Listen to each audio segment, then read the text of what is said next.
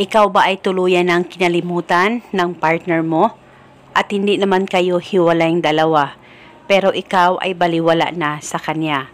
Kaya gusto mo ba na pakakaisipin kanya at maalala kanya ngayon mismo pagkatapos mong gawin ang ritual na ito?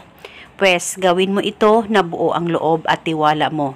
Ito'y napaka-epektibong ritual at paniguradong ito ay makakatulong sa iyo at hindi makakatigil ang mahal mo sa kakaisip sa iyo, malayo o malapit man kayong dalawa sa isa't isa.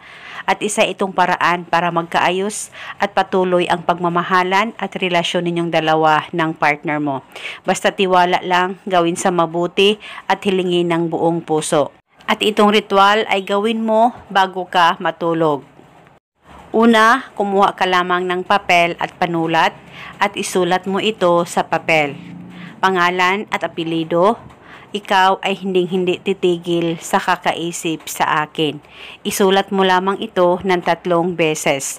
At pagkatapos, kumuha ka ng isang butil na bawang at isang buo ng dahon ng laurel. At kahit hindi masyadong buo ay pwede pong gamitin sa ritual na ito. At pagkatapos, kumuha ka lamang ng ziplock o plastic at ilagay ang papel, tupiin mo muna ito at saka ilagay sa plastic kasabay ang dahon ng laurel at ang isang butil na bawang. At nang malagay mo na lahat, hawakan mo muna saglit ang ritual, pakaisipin mo siya ng mabuti, mag-focus at mag-concentrate ka at banggitin mo lamang ang nakasulat sa papel ng 3 beses. At pagkatapos ay ilagay itong ritual sa ilalim ng unan mo at uunanan mo ito buong magdamag.